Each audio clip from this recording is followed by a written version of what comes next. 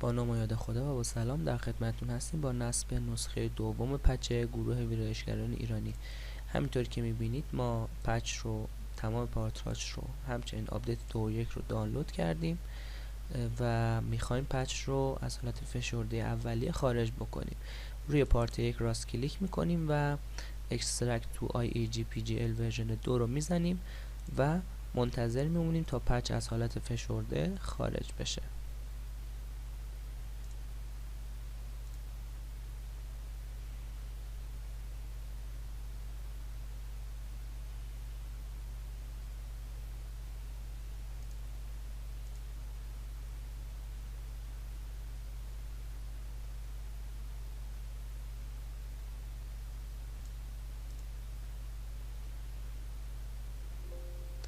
خب حالا وارد پوشه میشیم.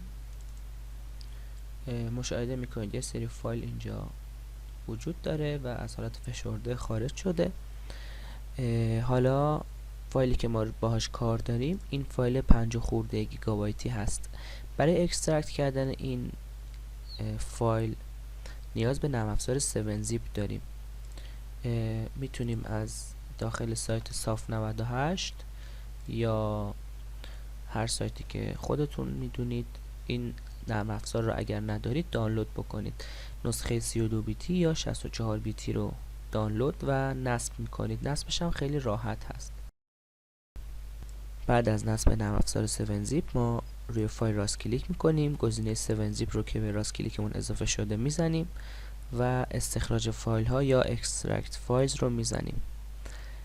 در این محل نصب بازی رو به نرم افزار میدیم. به طور مثال من دی پروگرام فایلز پرو اِوولوشن ساکر 2017 محل نصب بازیم هست. شما محل نصب بازی رو و زیر شاخه پرو اِوولوشن ساکر 2017 رو به نرم افزار میدید. دقت بکنید این تیک رو هم باید برداشته باشه و تیک نداشته باشه. حالا گزینه تایید رو میزنید. دقت داشته باشید یه نکته خیلی مهم رو خدمتتون عرض کنم. شما قبل از نصب پچ باید یه نسخه خام و بدون پچ از PS 2017 رو روی سیستمتون نصب داشته باشید. یعنی اول یه نسخه خام رو نصب میکنید بعد این مراحل رو طی میکنید. حالا اگر در این مرحله این گزینه اومد، گزینه بله روی همه رو کلیک میکنید. یعنی فایل هایی که میخواد استخراج بشه روی همه فایل های قبلیتون آوررایت میشه. گزینه بله روی همه رو میزنید و منتظر میمونید تا این فایل حجم اکسترکت بشه. دقت داشته باشید که موقعی که داره فایل ها رو اکسترکت میکنه و از حالت فشرده خارج میکنه ترجیحاً با سیستمتون کار نکنید و منتظر بمونید تا از تمام حجم سی پی یو برای اکسترکت کردن فایل استفاده بکنه.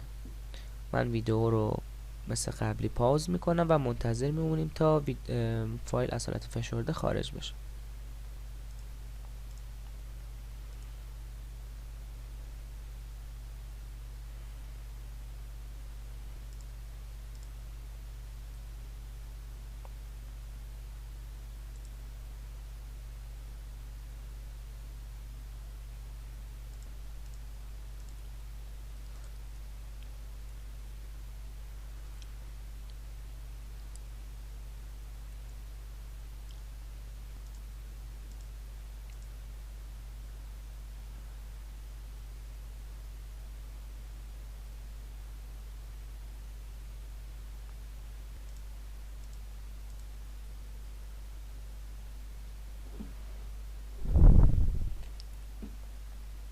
خب مرحله نصب پچ تمام شد. فقط میمونه کپی کردن پوشه کنامی. یه پوشه کنامی که حاوی سیو بازی هست رو کپی میکنیم، راست کلیک کپی و میریم داخل مای داکیومنت پیستش میکنیم. مای داکیومنتتون رو باز میکنید و گزینه پیست رو میزنید و طبعا جایگزینی فایل ها رو انتخاب میکنید. گزینه پیست رو میزنیم، Replace Files و تمام. یه نکته هست فقط واسه آپدیت های پچ، تمام آپدیت هایی که ارائه میشه رو به این شکل نصب میکنید.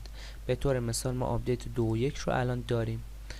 من برگشتم داخل جای محلی که پارت ها بودش و آپدیت 2.1 رو انتخاب کردم و گزینه اکسترکت رو مجدد میزنم. آپدیت 2.1 اکسترکت شد. وارد پوشه میشیم. تمام فایل هایی که اینجا هست رو ببینید، DP فایل لیست داریم و ING فیکس. اینها رو تمامش رو کپی میگیریم، میریم در محل نصب بازی. محل نصب بازی من کجا بود؟ درایو دی پروگرام فایلز.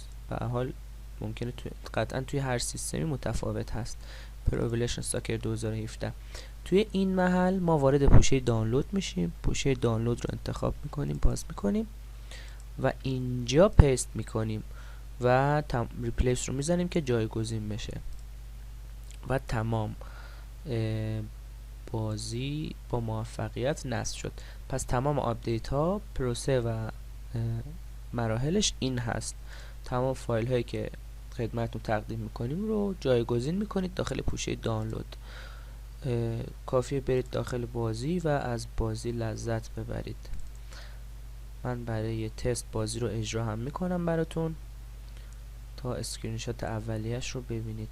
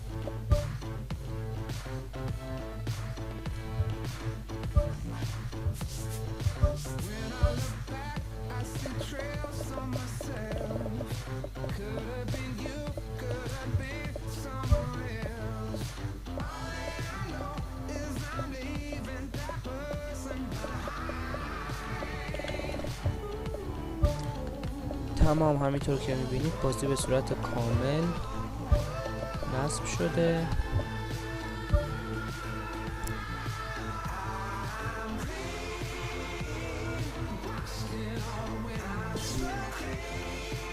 متشکرم از دقت نظری که داشتید. این بازی بسیار جذاب و کامل رو میتونید از فروشگاه گروه ویرایشگران ایرانی به آدرس shop.pesedit.ir دانلود بکنید. در خدمتتون هستیم. متشکرم.